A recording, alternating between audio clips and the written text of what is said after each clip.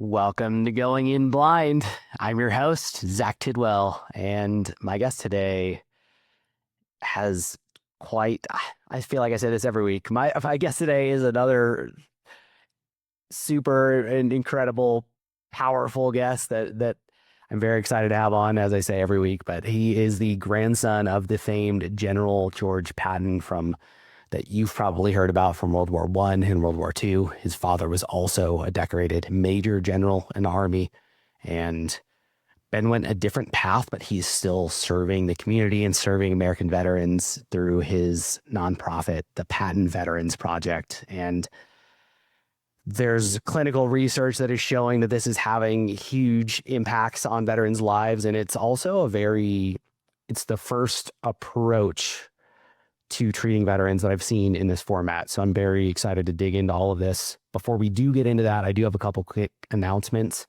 You guys have heard me talk about this a little bit by now, but like many of my guests, I do have a wild background myself, and I've seen that sharing it can save lives. So I do a lot of public speaking, and I also wrote a memoir about it. I don't have a release date for it yet. I expect it to be out in about a year. I'm currently going through a couple rounds of editing, but I've already written 3 drafts of the book. So to be kept abreast of updates with that and anything else that I have coming down the pipeline, the best place to do that outside of listening to the show is going to my website, zachtidwell.com. And you can also read a little bit about my background there if you're unfamiliar with it. Finally, this episode will be going on YouTube as video. I'm going to start tinkering with this and see how it goes. Obviously, doing this totally blind, it might be a crapshoot, but I'm going to give it the old college try. So if you prefer watching your podcast, go check it out there. But with all of that out of the way, Ben, thank you for coming on, man. It's a pleasure. It's an absolute pleasure. But I would say that I wouldn't mind if you could give my wife that introduction, that I'm the most amazing and, and whatever, all the things you said. But I appreciate it. Yeah, it caught me off guard. It's weird doing it live, and I caught myself rambling, but we made it through it, stumbled through it. So you can clip it and send it to her as a reminder and set it as her ringtone or something. But I typically jump right into things on here, and I wanted to do that with you. I think chronologically, the thing that makes the most sense, I'm very curious.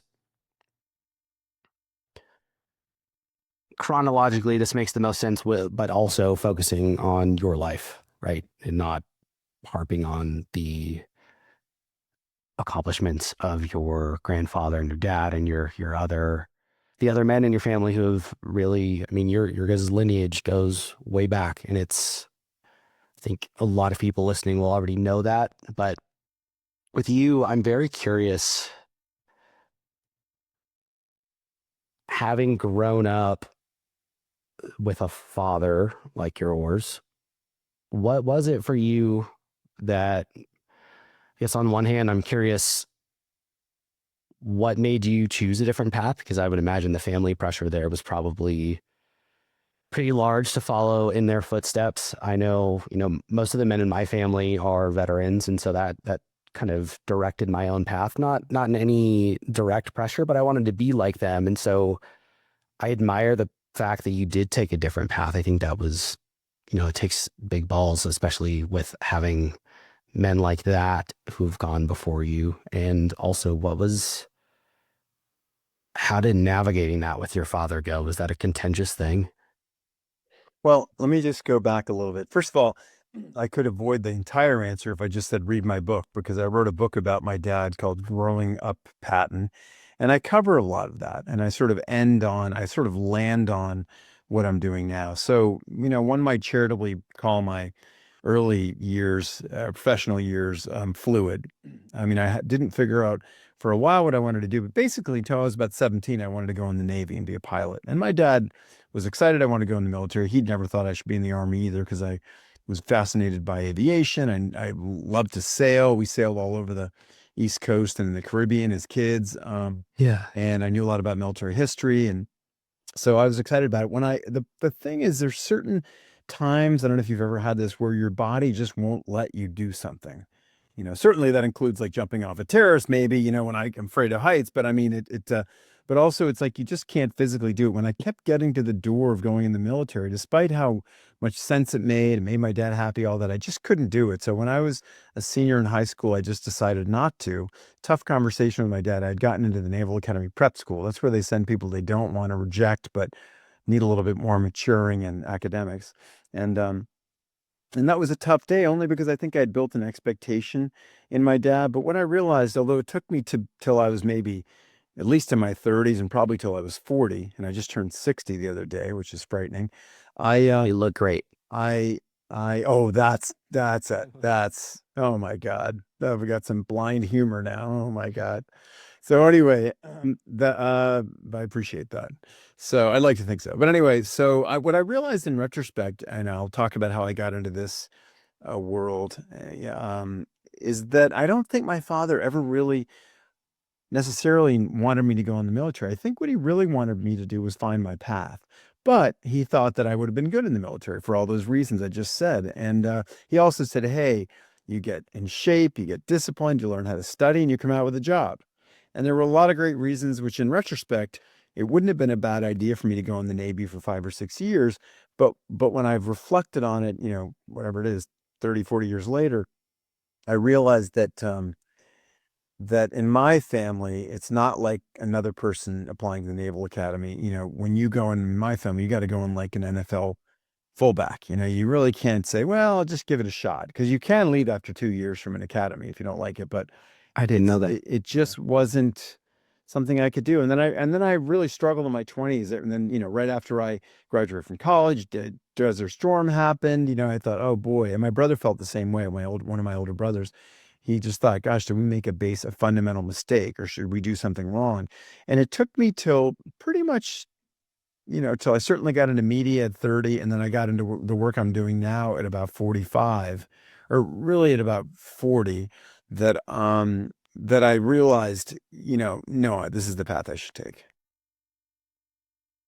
And just through that, through the fluid early career, and it was because you wound up becoming, I know you've done all sorts of, you've gone down a bunch of different paths, but you didn't realize it until later on that you felt secure in this. Is that what you're saying? Well, what I spent my 20s, doing enough different things. I started an environmental, kind of a slightly right of center environmental group that was sort of writing about private sector initiatives that were helping the environment. And that seemed to be a niche that, needed to be filled. And then it got me into business school, but then I decided, and I think I was going to business school. I got into kind of a high powered business school overseas, and I only had a 3.0 average. So I guess they really liked my application. Didn't have any pull or anything. But when I got to the door of that, I realized that I was trying to build a resume for my dad, which was more about showing him that I had another direction I was going in. And it ended up not being that authentic. So I did something really crazy. I went and lived at a Catholic abbey for a year, where my sister is a Catholic nun. Now, I'm not Catholic, I'm Episcopalian, garden variety Episcopalian, and I spent a year there. I wrote about that in my book. I wrote a whole chapter about it.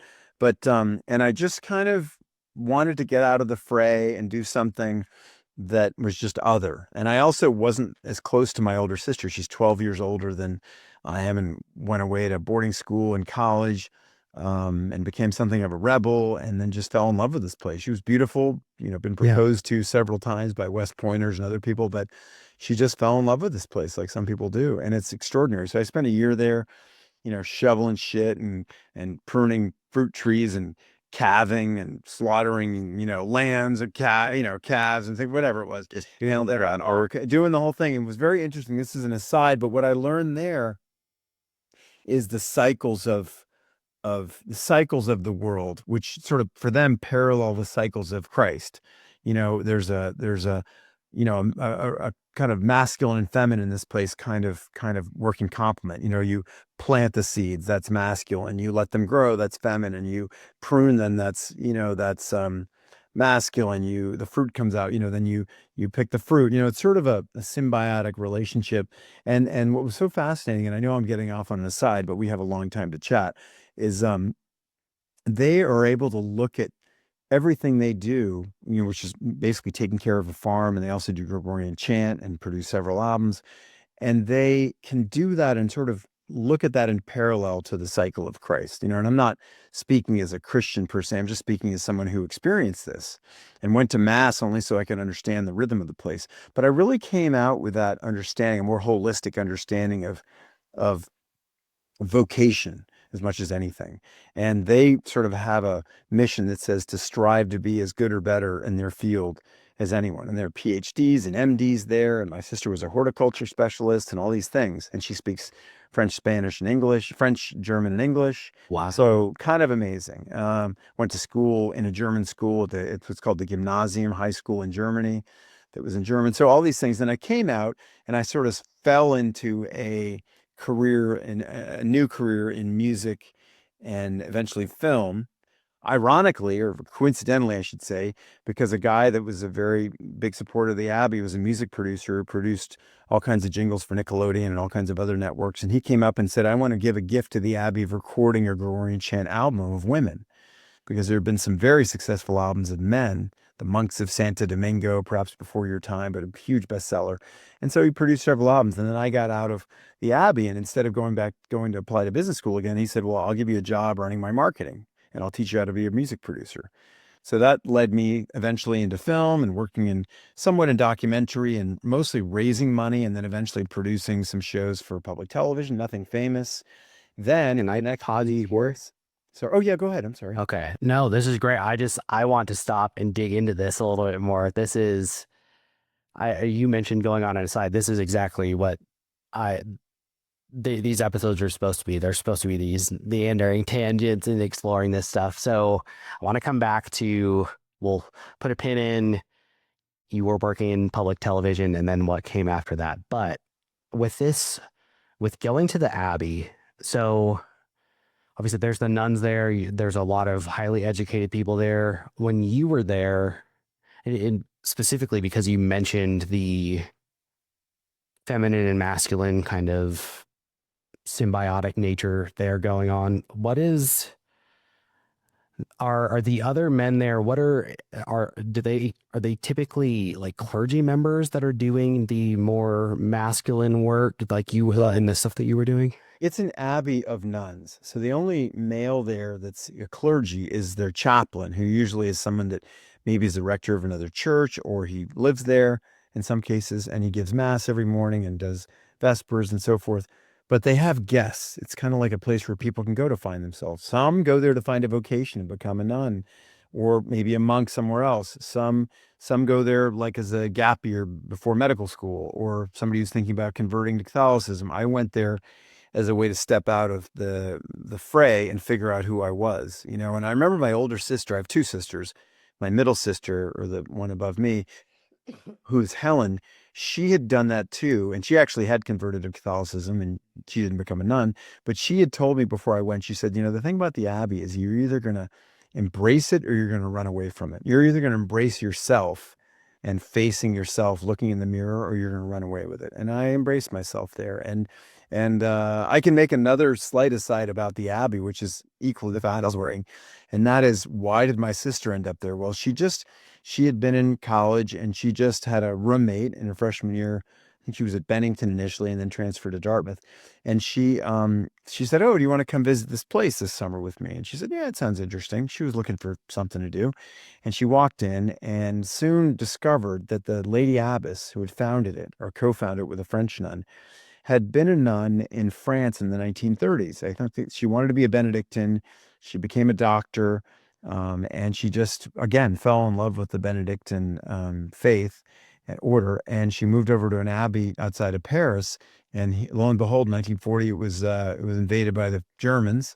And so she basically went undercover. They didn't, she spoke fluent French, but nobody could know she was an American. And then in 1944, August 27th, I think it was, the American troops, led by my grandfather's Third Army, rolled into Paris, liberated it. And she saw the white stars looking out of the cupola of the top tower of the church, saw the white stars unfold, the American flags. And she said, this is a sign. I need to go back and sort of, I don't know, liberate the feminine or provide a service, a foundational place for people to come. And she and the French nun went over and they had like $10 in their pocket and they went to America. And, somebody made a film about it in Hollywood, actually, years later. You know what it's called? It's called Come to the Stable. Okay. And the actress, we have to look it up. She was quite famous. I'll think of her name in a minute. Acted. It wasn't Grace Kelly, but it was somebody like that who acted. And it wasn't the world's greatest movie, but it parallels that story. And so it was just interesting that my sister wandered into this and then she fell in love. So, and the star was always a symbol of the Lady Abbess because of that. And so at one point, my father gave her a cross with like kind of a rosewood cross with one of his stars embedded in it. So that was pretty cool that she always wore. That is so wild. That kind of made like my spine tingle a little bit when you were saying that. Like, and it was my grandfather coming through and liberating. Like, I'll remember who the person was in a moment, but I will anyway, it was quite something. And so anyway, that was the story of the Abbey, and it really did help me to understand sort of how those rhythms worked, and so anyway, that's the story of the Abbey. And I became very much closer with my sister too, which was kind of a great thing. so when you were there, Sorry, it was Loretta Young. okay. She's quite a famous actress. So you were there for a year. Was that your full-time gig? It was my full-time gig. Wow. I was there ostensibly to look at a different type of school maybe to go to. I got into this school, which is kind of amazing without any family connections. But as I got closer, it was a small school with, 80 students, and it was in like Switzerland, and there was no help center, and I wasn't with any of my networks. And I soon realized I went there a couple months before I got a part-time job with the UN, and I started to realize, dude, I mean, this is not the right school for you. You're dropped into the deep end. The school was a 2-year program crammed into 11 months. This was hard. It was awesome. I could handle it now, but I never really learned how to study. I had a little ADD, and in a way, it was kind of a cowardly way, shall we say, or you could call it courageous, but at the time, it was kind of a cowardly way to make what turned out to be the right decision. And I remember a nun that I was very close with named Mother Placid, who was anything but placid. She's an Irish, feisty Irish nun that, again, could have done anything she wanted, but she fell in love with the place. And she was the one I got to know very, very well. And she said, what you were in was a crisis of process. And that turned out to be true. It's It just wasn't the right order of things. I needed to find myself first, then come out of this crucible at this abbey, which is in northern Connecticut in Litchfield County, in a little town called Bethlehem, sort of strangely. But anyway, so I came out of it more focused, and I thought, actually, I've always liked music. I've always liked films. I was pretty good at what I did. I learned how to produce jingles for Nickelodeon and other, things. And my boss had invented the nick nick nick do do do do, that whole jingle. yes. And then that led me into the world of film because actually, I sort of was self-taught, and I started doing sort of more like talk show productions that were fundraisers on PBS. But what was interesting is an old friend of mine whose father ended up in my book, my best friend as a kid. He called me and said, we're going to have an 80th birthday for my father. It was a black family. He was the first black 3-star and sort of a mentor to Colin Powell, sort of the generation before Colin Powell. Okay. And he said, we're going to make a video for the surprise 80th birthday for my dad. Could you produce it? And then I interviewed everyone in his family, and made about a half-hour film, and it was great. It was great. And that led me into that business for a while, and then eventually some other things happened, which I'll stop now, but I can tell you about, that led me to what I do now, which is help veterans find themselves through film. Yeah. And I have one more question about the Abbey that I was going to ask you. So, Yeah. What's the address? Do you want to go? yeah, you had mentioned that you got closer to your sister there. Is there any real separation there between the people who were there as the guests and the nuns? Obviously, they have their duties, but I mean, were you able to actually, was it very limited contact with her while you were there? How did all that work? I was controlled, but not limited. I mean, they have an enclosure. The Benedictines are a cloistered, largely cloistered order. Excuse me, which means that not, whenever you're working on the farm, you're working with them, and you're drinking Kool-Aid and you're got the chainsaws out and stuff like that. I did a lot of chainsawing and haying and things like that. So when I'm working with my sister in the garden, cutting flowers or planting carrots, you're with them. But when you're in an idle place, they want you to understand, doesn't matter what religion you are, they want you to understand that there is a difference, that there's a difference between where you are and where they are. So they have these things called parlors. We'll go kind of into a little confession-like booth, except it's sort of a grid that you can reach your hands through and give them a kiss. It's really symbolic. Mhm. And so we had some fascinating experiences around that, where I actually wrote a couple little papers that sort of talk about living in complement, and her being the oldest and me the youngest, and a woman, a man. And I actually made a set of andirons for a fireplace that represented the masculine and the feminine, with a fire coming up between them, which was drawn from a story that she told me about the patron saints and the founding and patron saints of the Benedictine order. And it's a whole other story I can tell you another day. But anyway, it was absolutely fascinating. We became very, very close, and I would say she's still one of my closest friends. Wow, she's sounds like someone I would love to meet. Like that's just obviously another very, very unique path, but it's just that's such a foreign world. Well, it's pretty easy to do. You can write them a letter. It's abbyvirginalaudis.com. And, I can give you the tips on how to do. You write them a letter and say, I'd love to come visit for a few days. And they write you back, and, they ask you why you want to come visit, and you give them a good answer, and they say, come ahead, put you Huh. to work. Okay. And believe me, whether you can see or not, they will find something constructive and helpful to their farm to do. Yeah, and I mean, I'm sure they can. You just got to get me somewhere. I can do what you need me to do. So, Got it. Oh, I'm sure you can. um, all right. So back to, you had made this surprise birthday film for this 3-star.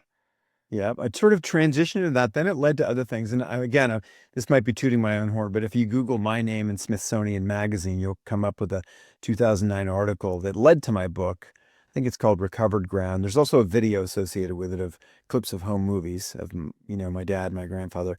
And it's really about how I got into the work of doing these biographies, because there was actually a precursor to that in 1986.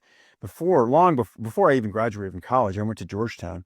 Um, we had a fire in our house, in our ancestral home, and my dad had his office in the basement, and he left a cigarette butt in the garbage can, and it burned a hole through the house, and it destroyed all of his diaries. Didn't destroy the house, although they had to take every single item out of the house, clean it, and put it back.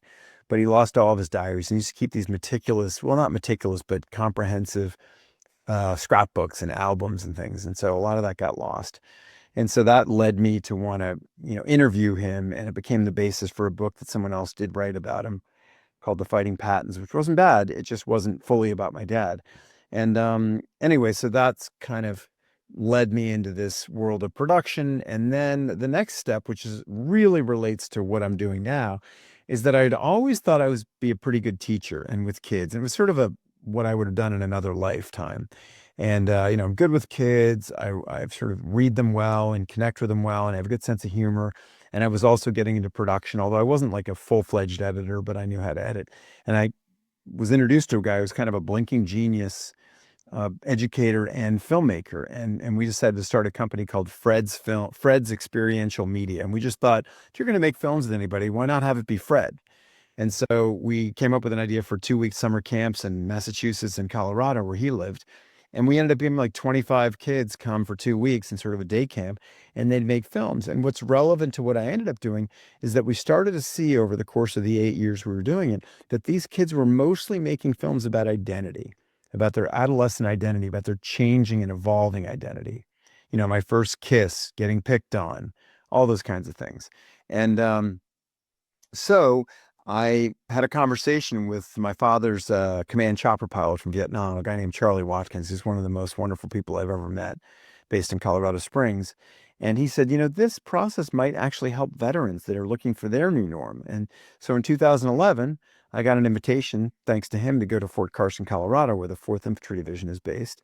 And the division commander came, was there, and the hospital commander gave me the sign off. And I'll never forget when General Anderson, who later became a board member, had me, came to the classroom the first time we did it. And he said, okay, we're letting you do this once, but show me your shit. 5 o'clock, I want to see these films, 1,700 hours. So that led from one thing to another, and I can keep going, but you can break in and ask me more Yeah, I questions. want to pause you again because I'm going to come back. You had mentioned, so I read that Smithsonian article when I was researching you for this episode. I wanted to ask you some of, I knew about the fire. I knew about your father losing his journals. And I also know that your grandfather was big on journaling. This Well, they is, both, I was journaling. My grandfather was more like writing, wrote a lot of letters, and, they basically, our family was most famous for not throwing anything out. I mean, we have the bloody shoot tape. We have the piece of shrapnel that went into my great great grandfather's uh, stomach in Civil War. He was a Confederate, and the shirt tear through wow. which it passed, that killed him. So You still have that. yeah, my one of my relatives has it. And so so it's pretty amazing.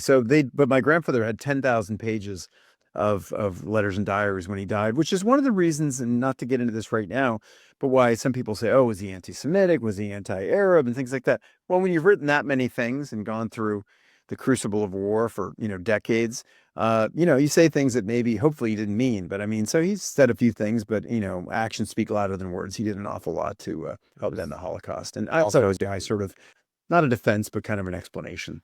Also a very different time.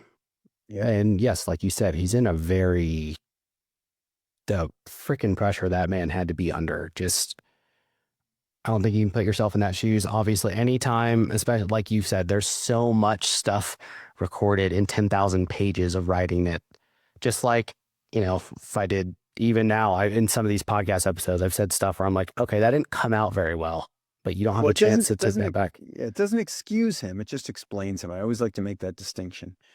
I will say something that this is another tangent. This is a world of tangents today. Well, But my brother and I gave a talk years ago, maybe like, I don't know, 15 years ago or something like that. Actually, it was, yeah, and it was to a Jewish audience, like a Jewish breakfast audience. And I think it was related to, actually longer than that, it related to a book my brother had written about our family called The Pattons. It was quite some time ago. But he was asked that question. He basically gave the same answer. And this woman walked up at the end and very quickly noticed she had a number tattooed on her arm. She was a Holocaust survivor of Buchenwald, probably in her 70s. And she came up to him and said, I understand the criticisms about your grandfather. They certainly make sense. He can't disavow what he wrote in some letter to some other guy.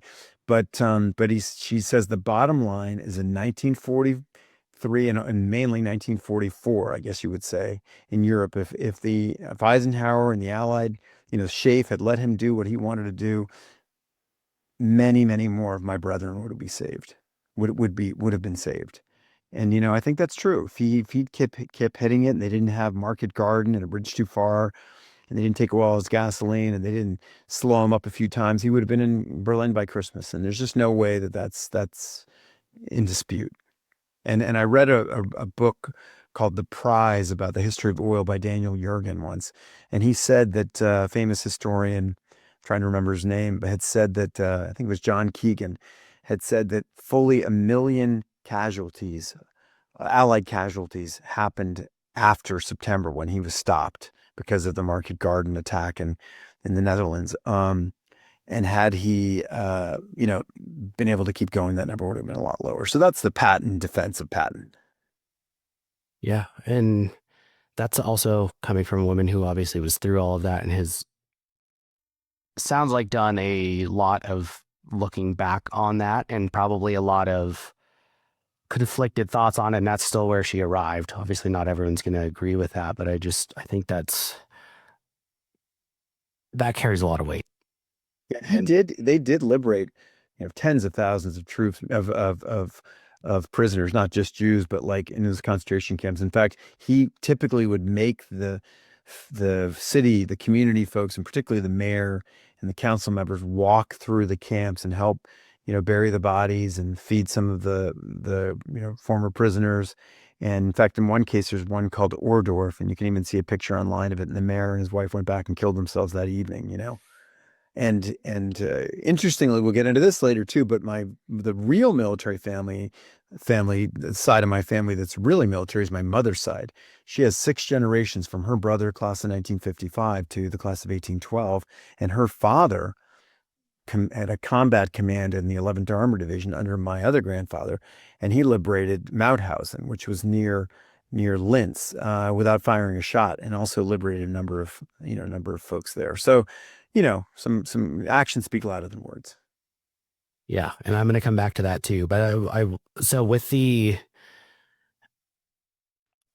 your grandfather writing so much and your dad writing so much, obviously it sounds like in different capacities. Is that something that you've gone on to do, or are you like, I'm throwing this shit away when I don't need it anymore? No, not at all. I don't throw anything away. My wife would like you to. I digitize a few things. Okay. I don't have any more business cards, and I mean, I put things on Google Drive and stuff like that. But I think it's interesting you should bring that up, because I think there's an evolution in the way we write. I think it is going to go downhill with AI and with email and texts. We're going to forget how to write, and certainly nobody's ever going to even know what cursive is a generation from now. But interestingly, when I came out with my book, which came about as a result of that article, my brother's agent called me and said, "Hey, can you turn this into a book?" So I made a book that was sort of a series of chapters on different people that knew my father in every capacity I could think of: mentors, proteges, family members, friends, battle buddies. And so, and the son of Erwin Rommel, a chapter was about as well. That's a whole other story. But what was interesting about the letters is that, so you had my grandfather saving everything, writing all kinds of letters, and those did get saved and they're on the Library of Congress. I republished a number of them in my book. There's an entire 2 volumes called the Patton Papers, which has excerpts of all of them in there. And but what happened is that over time it shifts. My father and mother also corresponded during the Korean War and the Vietnam War, and they corresponded by reel to reel and then audio cassette. So it just shifted, and I have a number of those letters, in my book as well. So I think the nature of it changed. I actually have become a much better writer as a result of writing, or I should say co-writing my book, and now working on another book on veterans. But so for me, I've tried to stay away from AI as much as possible until the very end, when I want to get some last minute edits. But I do think writing will suffer, but I do think communication has morphed. We still communicate creatively, and certainly the medium in which I find myself now of film and video is an incredibly fluid and robust way to communicate, and to communicate emotion particularly. Yeah. Well, that's an interesting thing, because writing is it's unique because I feel like well, that's not true. I was about to say it's unique because it can be taken so out of context, but that's any Anything can. form of dialogue can be taken out of context. So that's not true. But I agree with you. I do think it's going to change. I've even, they've done studies already that have shown that people who are daily users of these large language models are showing decreased cognitive function, specifically like in the realm of critical thinking. I'm very wary of offloading things that don't need to be offloaded to AI. And I think that's something people need to just be cognizant of in general, whether it's writing or researching something or just anything. Again, like all of these skills that we have to build over time, like going to college or you writing your book and stuff like that, we accrue those over time. And it's Well, very, yeah, our, I do worry about it. I do worry about it. My son is 16, and I was listening to a podcast recently by an author who wrote a book about the AI generation. He said that you know uh, high school students read an average of 2 books a year for recreation now. And everybody, there's no way you're going to be able to control AI in every way. And I think it's inevitable that kids are going to be writing writing, papers using AI and stuff like that. And there are programs that say they can determine whether it's AI, but that's not really the case. And you have to sort of accept it and jump in the deep end with that and figuring out other ways to get them to be creative in terms of analysis or creative interpretations of things that maybe aren't replicable in AI. But I think it's a concern. Yeah, I was listening to a gentleman. He was a psychiatrist who worked at the CIA and did a bunch of testing on stress and different means of inferring when people are lying and things like that. And it just, I think his name was Charles. I don't think Monroe's right. His last name started with an M. I can't remember it right now. I've been up since 1:30 this morning and I'm not thinking super clearly. Well, you're I, preparing for this interview, obviously. oh yes. Yeah. I, I, he also teaches now, and he was mentioning this. He was talking about specifically, these are his students or undergrad students.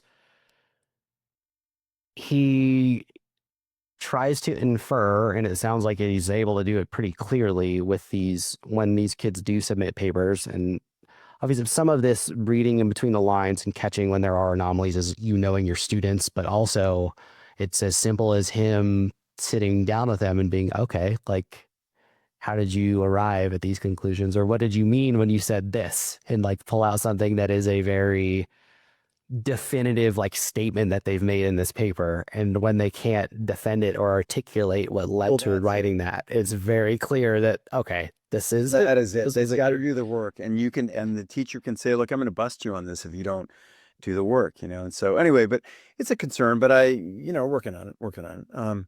Yeah. Anyway, yes. So I can tell you, what would you like to cover next? You want to keep going with, why the Patton Veterans Project, why veterans, how it evolved, or what would you like to Yeah, cover? I've got one more question here, and then we can move along to it. You mentioned that your mom's side of the family, obviously, also very long military history, but that families were over doing things in the same places in the same time. Is that how your mom and your dad actually met? Was through relationships from your grandfathers on both sides?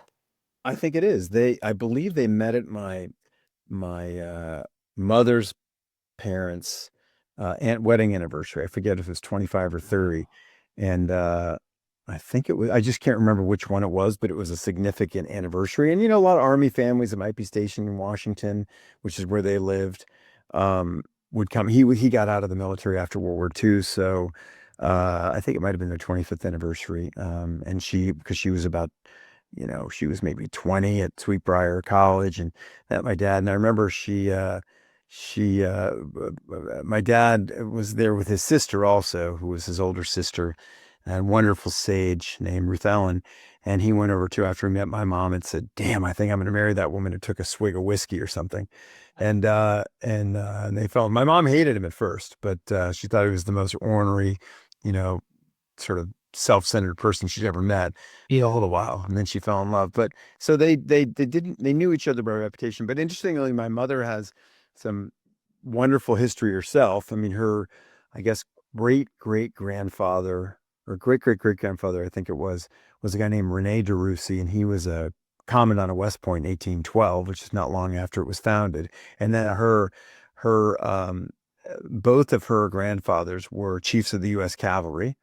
Her great grandfather won a Medal of Honor in the Civil War. It was Union. Maybe that's where the family fights come in. My dad's side were Confederates, and there's some amazing, amazing things that happen. Like, for instance, I think one of my ancestors, maybe it was even that General Stanley that had won the Medal of Honor. I believe he had given a pass to his counterpart on my grandfather's side during the Civil War to go and see his wife when that part of Virginia was occupied by the Yankees, to see his baby born, or that kind of thing. Given a pass. Wow. So it was just amazing intersections. But they fell in love, and my mother at one point just said, "Well, I'm in for a great ride." And there's a chapter on her in my book as well. I'm not trying to hawk my book, but it's a pretty good yarn, I would say. Were you aware of what, like, where did your parents make a point to make you aware and share all of this? I mean, that is incredible heritage in your family. Was that something that was kind of omnipresent in your childhood, or was it just Did you just think that was normal? It was normal. I mean, Okay. well, again, it's not that. I mean, my family's more famous than any other people's families. A lot, most other people's families, I suppose, and in some cases infamous. But a lot of it is just that we don't throw things out. And my dad really, my grandfather and my father really drove into us the idea of remembering your history, particularly the bad history. The history of things you're not so thrilled to remember. Maybe there's aspects of our Confederate heritage, or the Third Reich or whatever. My grandfather used to say, my dad told me, he says, if you don't remember this history, you're destined to repeat it. This is something that, of course, you know, relates to Ukraine. My goodness. I mean, we should have known the Russians are going to do what they're doing just by reading about Catherine the Great and Peter the Great and, the czars and, and also like Napoleon's invasion of Russia, how that turned out. These guys just are willing to sacrifice bodies, to win wars. It's But old school, that attrition warfare from World War II. It's trench warfare and attrition warfare. Yeah. yeah, and unless we get it together and allow them to hold their own by giving them all the Patriot missiles they want and some offensive capability, the Ukrainians have to lose because they don't have enough people. And so Putin knows that, and Trump wakes up every once in a while and remembers it, and then the next day he forgets. But it's just unfortunate. But so history was critical, and but we also got it from a different angle. My dad would come into my brother wrote about this in his book, and he'd say, Dad, he's 8 years older, Robert Patton, and he wrote this wonderful book called The Pattons in about, I guess it was around 1992 or so. Really beautiful yarn that goes way back to Scotland in 1746 and all that kind of thing. And in fact, it's mostly about how Patton became Patton and not necessarily all about my grandfather. In fact, we're making a movie based on that right now. So, so anyway, it was really important that we really understand this history. And my dad, like my brother used to say, he'd come back and he'd throw Polaroids on the kitchen table in the morning. Well, this is what Charlie does to us. Boom, and it's got like a blown up helicopter or something. And then he's like, well, this is what we do to Charlie. And he throws down another Polaroid of a blown up bunker, of a Viet Cong bunker. It was just kind of like, that's the way it was, Hardcore Vietnam that. yeah, this is the warrior soul, it's the way it is.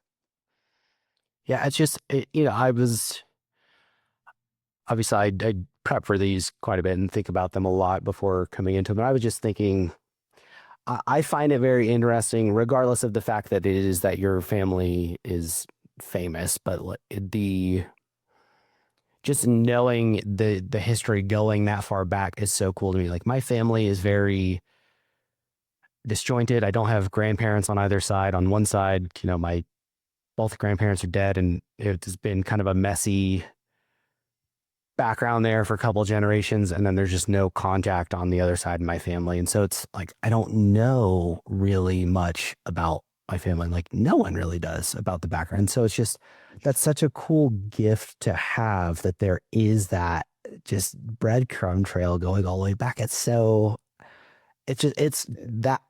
fascinating to me. Just the concept of it is so cool. Well, I guess that people are still finding little nuggets because they keep putting out books about my grandfather. I think there's been about 4 or 5 in the last 4 or 5 years. But interestingly, and you may remember from the Smithsonian article, but one of the first things I spoke about, that I said in there, um, which were which was rather significant, was when we talked about the ashes on the fire of my father's diaries and all that, is that I'd heard someone say to me once that when you lose a life, it's like burning down a library or ripping out a book of scripture. So you really, the first question I ask people, and I think if I didn't mention in that article, I've felt it for my whole since then. And that is when somebody says, oh, I've got this dad, he's a veteran, he never likes to talk about, anything that happened in the war, but then I know he has a trunk full of medals in the basement, blah, blah, blah, blah. I always say, well, have you interviewed him? Have you interviewed him? Have you gotten that on tape? Somehow on a dictaphone, an iPhone, on a video camera. And a lot of times they say no. And then every once in a while they'll say, well, we'll pay you to make a film about it. Or what they do sometimes, like in this one case of a guy that actually was in a POW camp with my uncle, who was married to General Patton's daughter. And he was a POW for 2 years. And a tough guy. He became a 4-star and coming out of West Point and all that stuff. And um, Oh, now I've lost my train of thought on that. Well, gosh, now I can't remember what I was saying. Oh no, don't put this in the You were podcast. taught, I don't edit these, so it's going to be in here, but it's fine. I forget what I'm talking about all the time. You were talking about the connection because, I had mentioned the family heritage. Then you talked about the burning of the library, like losing a life, and how that's led to families mentioning to you, oh, I have this grandfather with a trunk full of medals, but I don't have his story transcribed. And you start Right, getting right. And hired. I met a family that were very close to this. And anyway, this guy had been, I can leave his name out of it. Well, actually, it doesn't matter. His name's Hank Harmeling, and he was in the same stalag that my grandfather, that my uncle was in, John K. Waters, who became the four-star general. And I remember we used to go to a Christmas party in Massachusetts, down the street from us, where we had a home, um, every Christmas, and we go there. And then one Christmas, he took me down in the basement as I was starting to get into this field. He took me to the basement and said, I want to show you my medals. And I said, wow, that's so cool. And he was about 80. And then I went to his family and said, look, his kids are well to do. And one son, he was a very successful real estate entrepreneur, said, shoot, I could afford this myself. I'll give you $50,000 or whatever it costs, no problem. And we'll do it. And then they called me back a week later. And I was, yeah, sure, it's money, but it wasn't like big money for the amount of work it took, to be honest. And he called me a week later and said, my dad doesn't want to do it. And I said, dude, the reason he doesn't want to do it is because it's you. And just like with my dad, it's like, oh, I've told you this before. I don't want, you're not interested. But when somebody new comes in, particularly if their name's Patton, they are interested. It's somebody new and different, and they can share it with them. And I never got to make that one. And I was so bummed. I mean, how cool would that be to hear the story of what it was like to be, imprisoned with General Patton's, son-in-law for a couple of years. I mean, geez. So that was one of those ones that got away, but several others didn't. Yeah, and I will hold I want to ask you about specific as a writer, I want to ask you about co-writing. I'm curious about that, but I'll come back to that at the end near later on. I want to start getting into this, right? Like, so this is, you started getting hired for these, you missed that guy, and I'm glad you actually brought that up with him not wanting to get into it with his son, because that was another thing I was curious about was as you started getting into this, were you finding that because it was someone, I guess on one hand, first of all, it sounds like that guy's son might have been a little rough around the edges, maybe because of ego, but like it, in cases where or in situations where that's not the case, I guess on one hand, like are a lot of families uncomfortable to broach Oh, sure. things Are they because uncomfortable talking about it? Yes. And you know that, like, your name. Of course, this is true of a lot of vets. And so, you know, we used to work with any vet. Initially, it was with vets at warrior transition units that were either transitioning out of the military with some medical issue or going back to deployment, going to be redeployed once they got their stuff sorted out. And so it was a different population than we're doing now. Now we no longer do it at VAs or military bases. We do it at colleges and community colleges, but in places where there's a high concentration of veterans. And typically, at least now, after having done it all over the country and in Israel, now we're at the moment for budgetary reasons to some extent, but also because I want to sort of build out from a strong center. We're doing it in high suicide areas, mainly in the Rocky Mountains. We're going to go to that's where I'm Oregon. at. We're going to go to Alaska pretty soon. But right now we're working in Wyoming, Montana, Colorado. We're going to go to Utah and Idaho. But Montana and Wyoming are basically 1 and 2 in suicide, prevalence. And I think you've talked about this with my very good friend and mentor, Dr. Chuck Drebbing. But and I know I listened to the podcast and he gave you some examples of some of the phenomena that's really hard to grasp. But basically they go up there so they don't have to talk to people like me or you about what they've done, and they don't realize that puts them on track to depression, anxiety, loneliness, and suicide. And so, that gets to the spirit of what we do, which is, we bring veterans together over a weekend, surround them with professional filmmakers. And I've got some very, very good filmmakers. One of them won an Oscar. Chris Unko won an Oscar for being the DP on a short animated film produced by Sean Lennon, based on the song of his father's, and very talented folks. And and maybe they're willing to come make movies with General Patton's grandson. And what we found is that tends to draw them into a place sort of mentally and emotionally and psychologically where they're willing to get help. Not that we won't have, you're welcome to come, whether you have PTSD or not, you're welcome to fly out to Colorado and come to one of our workshops. We have one this weekend in Montana. But, I think it's just not about the money. It's really about helping these vets unpack themselves, and again, even if you never deployed and weren't, didn't have an assault in garrison and really had nothing happen bad to you, where the veterans are that are struggling better than I do. So that's kind of how we focus on recruiting.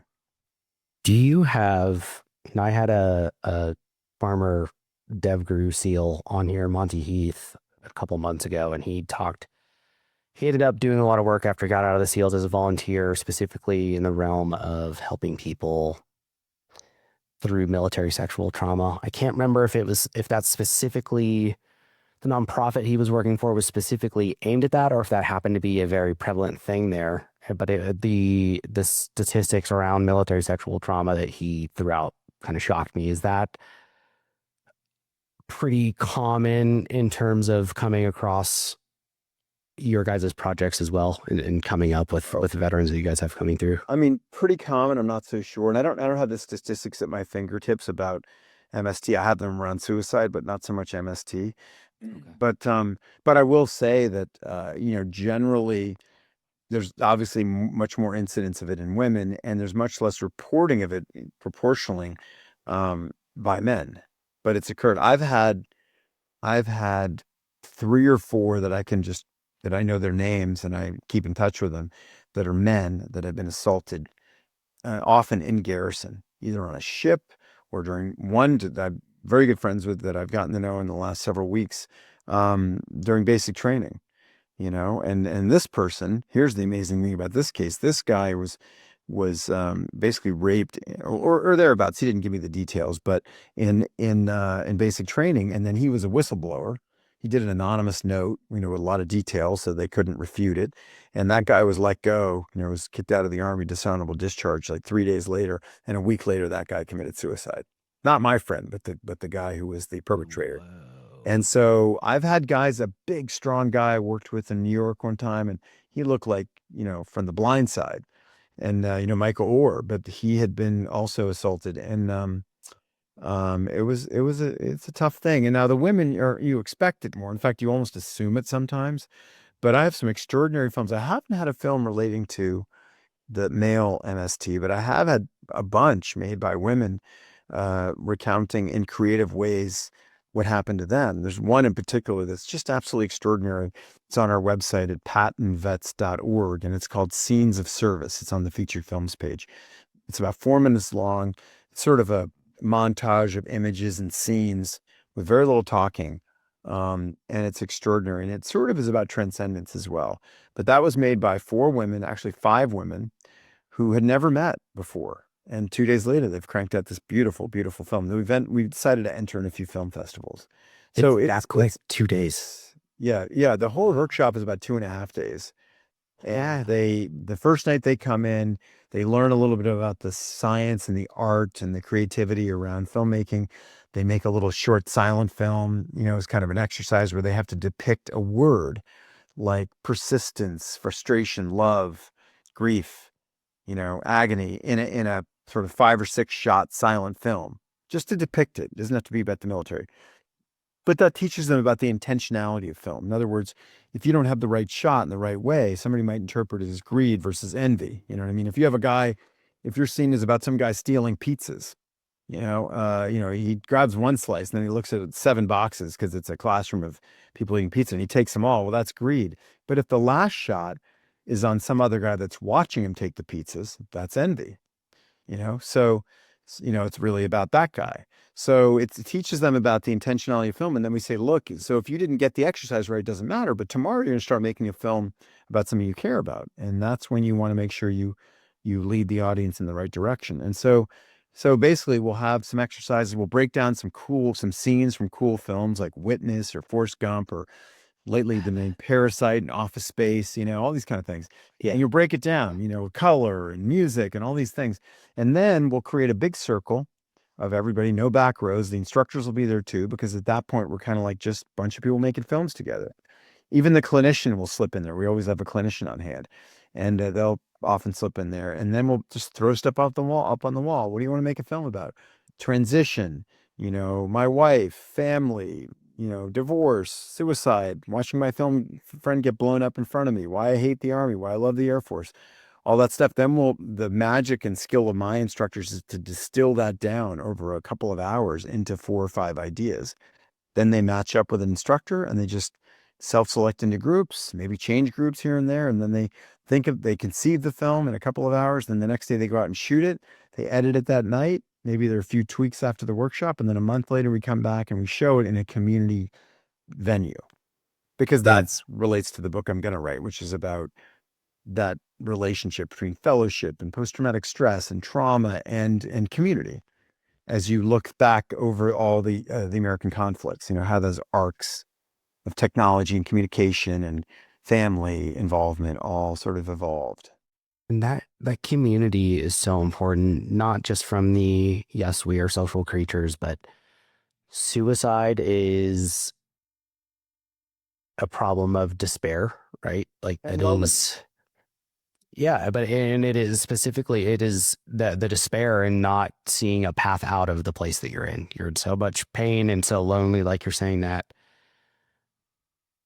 you aren't in a clear-minded place and not rationally thinking about your circumstances, and just literally blinded to the fact that there is a way forward. And a lot of times that, I mean, in my opinion, in all cases, that is reaching out in some capacity. It is that community. It's also, it could be seeking help from a professional or just someone that you trust. But I think the other side of that is that community is also a net, in the sense of, I think these warning signs that are touted are kind of bullshit, and they miss the boat for a lot of people. Well, I would, yeah. I, Sorry. yeah, I think they capture part of the population who is heading towards suicide. I think it misses about half of it, though. Like, Well, I would say that, and to sort of lend embellishment to that, I would say that, nobody blows their brains out when they're hanging out with their friends, making movies, going to church or a picnic. You know what I mean? It happens in the middle of the night and your wife's out to the movies, or in the back of a trailer park or a national park or something like that. that's not true. Sometimes, So let me finish my I mean, thought at here. least my experiences of ones I've met have. Is that not true, do you think? So this is, I think there's something to that, but this is where I was going with the other half of that, and that not encapsulating everybody. Like, I, I had the opportunity all the way up until minutes before I shot myself in the face to tell someone that I was in that spot. I had decided 4 days beforehand I was going to shoot myself. The day before, my parents were at my house with my sisters in the very same room where I had just decided I was going to shoot myself. And my roommate came home early from work while I was recording a suicide video to my family. I paused the video, went out and talked to him like nothing was wrong, and then went back in my room and shot myself. Mm. And I chose to hide that until the last minute. And it's that other component that I think is where the community comes in from the safety net. Like you're saying, like, yes, no one, I had isolated myself away from people. Like, I'm solely responsible for the place that I got. And that's not what I'm saying. But in the sense of, if there is a community there and someone hasn't fully isolated, or if they already had the community and they start to do those things, it's people who know them very intimately that will notice those small baseline changes that aren't overt. I wasn't making Facebook posts. I wasn't giving my shit away. I wasn't doing these typical behaviors and making comments about, oh, the world would be better off without me. I was killing it at work. I was going to school full time too and getting straight A's. And like, that is not an uncommon thread either. And so that's where I think the other beautiful side of the community aspect that you're connecting with these guys with, and guys and gals with, is if they do start to make connections with these people and they start to lean into that community, those people will then notice those small changes where they do start to withdraw, or they're noticing that they're being agitated around things that they're not normally, or, hey, this is an anniversary date coming up for this guy where he lost his entire fire team. And this is, we know he typically struggles around this. And I think that's where these interventions happen, where someone can come in and say, Ben, I'm worried about you. I've noticed you started drinking a lot more. You're not reaching out like you typically do, and you've been really short with me lately. I'm worried about you. Are you planning on killing yourself? Well, I mean, that makes a lot of sense to me, but I still say, again, and I only speak from an indirect, as an indirect experiencer, if that's the word, indirect witness to suicide. My son, Mhm. my older son Tiger, his mother, long after we were divorced, admittedly, lived right across the park. I can see her building, and she took her own life about 6 years ago. So in that sense, I mean, I can relate to it in a small way, but I still will say that that you still self isolate in some fashion, and you and the community, you know, it can be around you maybe, but you but it's engaging with the community and them engaging with you. It's about you listening. It's about them listening. It's about you talking and them listening to some extent. But I mean, it really is takes some level, of initiative ultimately to turn it around. And like, for instance, in a small way, if some veteran or you had a friend that was really screwed up, or you wanted to come and be like, you'd have to decide, I'm going to do it, or I'm going to tell my friend to do it, or I'm going to beat the hell out of him or something to do this workshop, this film workshop. But it takes that sort of encouragement, but ultimately that at some point, this doesn't go just for veterans, but somebody with those kind of feelings, that's depressed or anxious or has suicidal ideation, has to take a step themselves. Yes. You can't hold their hand forever, or if you do, they're on the psych ward forever. But and so I just kind of believe that. I'm not right about all these things. I do have a background in developmental psych, but I'm not a practicing psychologist. But so, and I wanted to understand. I've studied a bit more since then. I want to understand what happened with my son and his mom and so forth. But anyway, there are a lot of theories on it. But I can tell you this: collaboration is the only way to make a film. I always give an example saying you can't make a film by yourself, except for Grizzly Man. He made films by himself. Remember what happened to him? The guy got eaten by a bear, right? Ate by a bear. Only his girlfriend. It was horrible. But I mean, I used to get laughs when I was at the army bases. It doesn't get laughs nowadays when I'm at a community college. They're like, "Oh my goodness." But no, I'm gonna say that. But I come from an equal opportunity offensive family, so I get away with it once in a while. Yeah. So anyway, so that's my feeling about that. I think we're making an absolute impact on that. We're tracking at least the big thing that I know Dr. Drebbing talked about was um, this notion of enrolled and unenrolled vets, particularly as it relates to suicide. So about a third of the vets that came back, I call a vet anybody who's ever put on the uniform, active duty or not.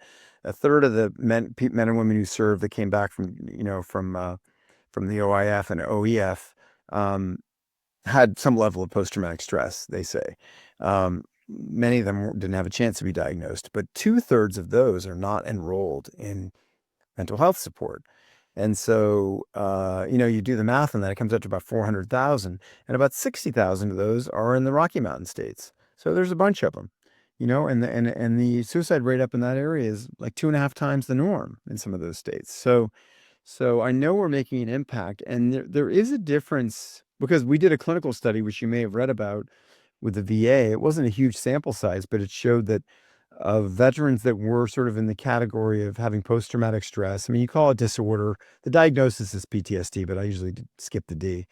But that had some level of diagnosable post-traumatic stress and were not enrolled, largely people that were in transition out of the military, but were not enrolled in healthcare or mental health support, took an appointment with the VA or someone else within a couple months of doing our workshop, which is pretty awesome. And we're Yeah. creeping up to those numbers now because remember, now we're just taking any veteran, but they're going out and finding the right veteran. So I know we're making an impact. And just recently, it was in a newsletter that we put out a few days ago. Um, a guy that actually had lunch with last week, he had done one of our workshops, came to the community screening about a month later, and he's struggling. He's in a wheelchair. He's got Parkinson's. He's got a couple kinds of cancer. He's been homeless. He's had, he's come close to taking his own life. He had an MST. He he was given the microphone to come up and present his film, and they're all excited because they realize very quickly they know more about their film than anyone else. So they don't have to be nervous about it. Like, yeah, I made the goddamn film, get over it. But it's and so somebody in the back of the audience, there were like 50, 60 people there, said, hey, hey, you know, how did you change as a result of this? Obviously you liked the workshop, but how did you change? And this guy, I love him to death. He goes, I no longer want to commit suicide. So that's very different from saying, hey, we help people, to saying this guy told a room full of people that we saved his life. It gave him the perspective to see, like, all right. And it's true. And I'll give you another little quote. I'm famous for quotes myself. And of course, half of them that my grandfather is thought to have said, probably he didn't even say, but they still work. They sound very Patton-esque. But I worked closely for several years with the head of mental health at the Bronx VA named Rachel Yehuda, Dr. Rachel Yehuda, mental health chief there. And she at one point said, she observed these workshops and these veterans. And she said, what this workshop does is it helps a veteran, see things in a different way, especially themselves and their family and their future. And once you can get a veteran to kind of, to look at things differently than they have, then anything is possible. It sounds so corny, but like perspective is everything. And not what you said is so corny. I was validate or qualifying what I was about to say. Was going to sound corny, but like it sounds cheesy to say that, but it totally is. The way, and it's opening the door for that to have it presented in that other light. I mean, it is obviously, I was about to say it can change the trajectory of someone's life, but obviously it has. And that's just one example. You guys have served, I know when we first connected, it was over 1,500 vets at this point. I mean, that's about how many we've got now. It's 110 workshops, 3-hour films. Interestingly, last week, I gave a presentation to this, it's a big acronym called NASDVA, National Association of State Directors of Veterans Administration. So all the government appointed commissioners for veterans, and they were all in Wyoming. And I showed a film, and I also showed it to the Deputy Secretary of the VA, who I connected with on LinkedIn. By the way, I encourage anybody to connect with me on LinkedIn. I'm making all kinds of posts in the last several months just to sort of gain more visibility and viability and conversion to support. And so look me up and connect with me. I put out one out today, actually put one out on 9/11 about my experience at 9/11. But anyway, I showed a film that's up on our site. It's at pattonvets.org, and it's in the feature films page also. And it's called Maybe This Time. And I don't want to spoil it, but I will. It's just a 3-minute film made in a day in Bozeman, Montana by 3 vets and an instructor. The instructor happened to be a civilian. And it's about a guy who comes in for the 4th appointment of the week. And he's like this civilian clinician's kind of phoning it in saying, well, are you feeling thoughts of suicide? Are you feeling thoughts of depression? What's your anxiety? And the guy's like, dude, you've asked me this question every day this week.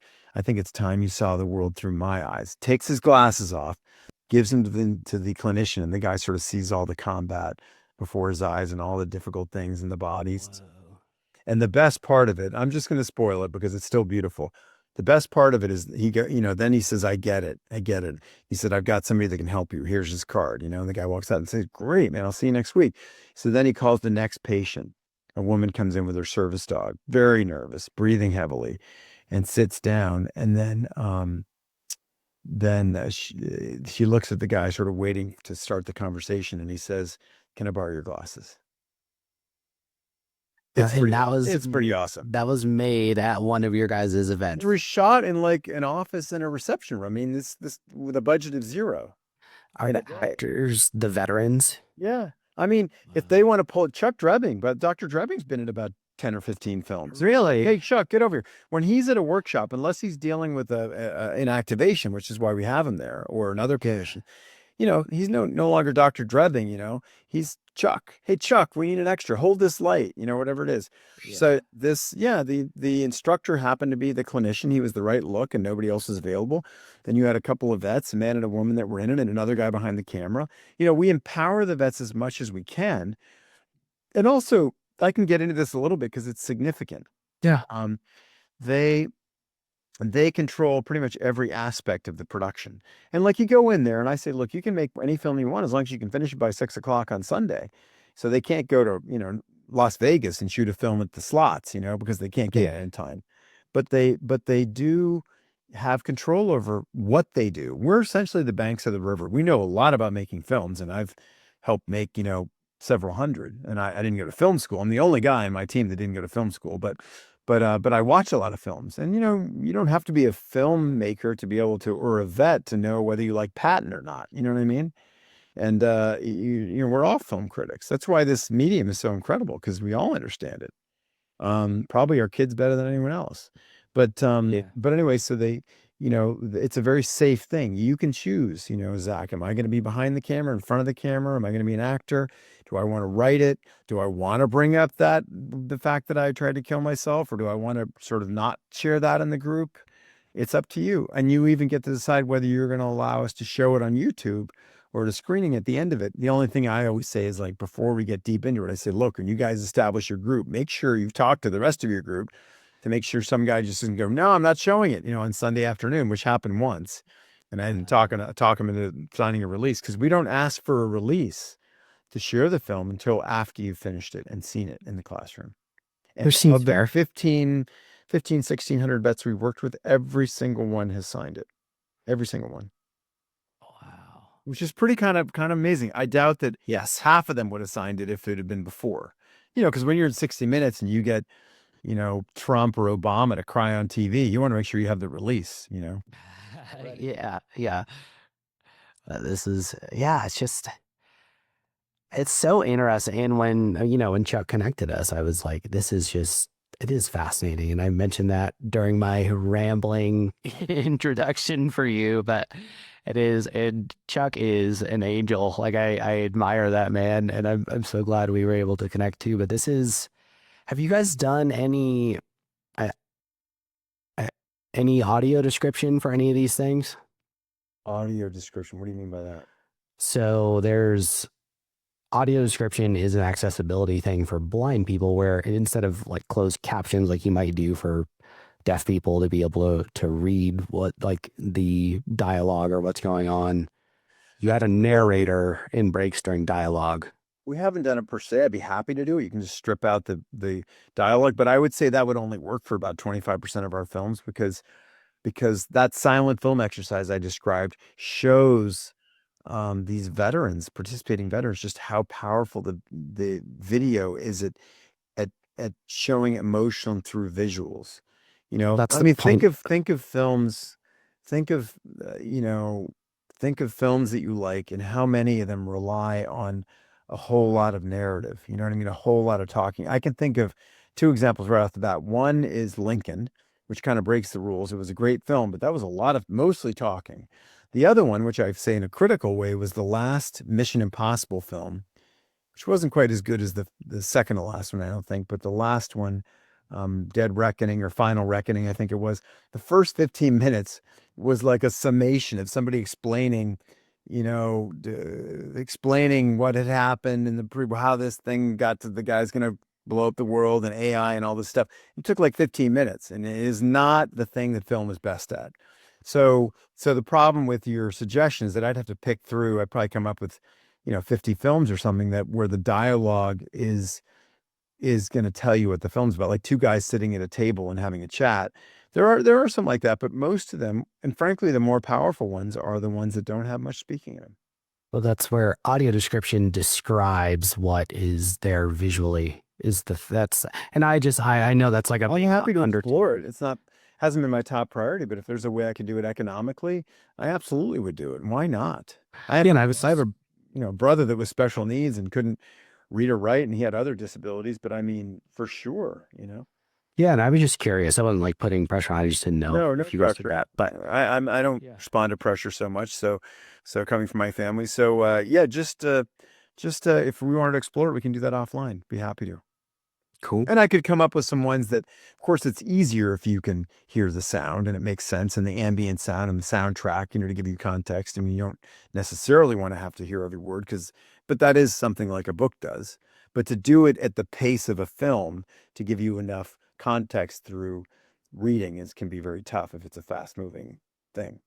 Yeah, and that's I was just curious. I didn't know if that was on the radar or not, but um, yeah, and I know what I wanted to come back with, or back to, just in my curiosity as a writer as well, with your book and co-authoring it. What was that dynamic, and why'd you co-author it? Well, that's the secret. Remember, I got the 3.0 at Georgetown. So let's go back to that for a moment. And being a little ADD, I don't know if I have the H, although my mother-in-law, who's a Navy nurse, said that I should stop drinking coffee 2 years ago. Caffeine because I had too much energy. I don't know if it's the same thing as hyperactivity. But anyway, well, the reason is I had always been interested, particularly after my father passed. I was just sort of intrigued by idea of working with veterans. That's what gave me the idea. I forget what year it was, around 2000, where I started doing these narratives about families, the one from the Smithsonian. And then she said, you should write about that. You've made 6 or 7 or 10 of these films. You should write about that. So she said, let's write an article. I'll help you write. She was the best writer in my class, as far as I could. I remember reading a couple of her papers just for fun, and they were like on Kandinsky or something, and they were fascinating. Couldn't take my eyes off them. And so she said, well, look, let me help you write an article for something, and then we'll figure out where to put it. So we did 19 drafts, came up with that article. Jeez. And then I had another friend that said, I would say is mostly her writing because I didn't know what I was doing, but it sounded like me. That was what was so great about her. And then we went to another friend of mine who was an editor at the Washington Post, and I said, would you put this in the Washington Post magazine? He said, it's too good for that, but I've got a friend at Smithsonian. So we sent it to Smithsonian. The guys brought it back with like hardly any changes. And then I got a call from my brother's agent, said, can you turn this into a book? And I called up Jennifer Scrooby, who's a lovely writer. And I just said, will you do this? And we got, Moderate Advance, which, he got a piece of that, and we never got much more after that. And, but we wrote it together, and it was just incredible. So I recommend a writing partner, for sure. Yeah. So I got that from the Abbey, right? I mean, the Abbey lives in complement. They live in complement with Christ. They always have, teams of 2 or 3 people that, or usually it's a triad that develop projects like building a new church or something, and it really is about working in complement. And so I found that to be incredibly helpful. I mean, you could say it's true of marriage too. Well, yeah, it would be helpful, especially even as a sounding board. Is that, like, as you guys were writing it, is it, hey, I write a chunk, you write a chunk, and we're passing it back and forth as? Well, that's how it started. Okay. I read a chapter, you read a chapter. Then pretty soon, in fact, I'm making an audiobook, 12 years later, 13 years later, right now, I'm about halfway finished with it. It'll be on Amazon, hopefully by Christmas. Just because a lot of veterans have asked me, and again, people don't read quite as much, but people are in their car an awful lot sometimes, especially up there, right, in Montana. So, yeah, so I started reading the chapters. I called it the other day, and there was a chapter on the Abbey, and it required you to read the Lady Abbess's biography. And I skimmed it, but I was like, this is like good writing. I don't remember writing this little part. And so there was a point at which she did a bit more research than I did with some of this, because a lot of it came out of my head. But it was interesting because at one point she said, I like the way you speak better than the way you write. So why don't I interview you for some of these things? She was in Yeah. Florida, but we did a lot of interviews. I mean, I did interviews of my mom and my sister and a bunch of generals and other people, and that black general and his son and all these people. And but in the end, she also interviewed me, and it made it hold together much better because it sounds like me. And now I'm writing the book on my own, but I have asked her to edit it, so we'll see. But That's cool, man. And we've come full circle with everything, come which full is circle. the neat way to put a bow on an episode. You mentioned people reaching out to you. I will have all of your stuff linked in the show notes and all that good stuff. But do you want to tell them again where they can find you?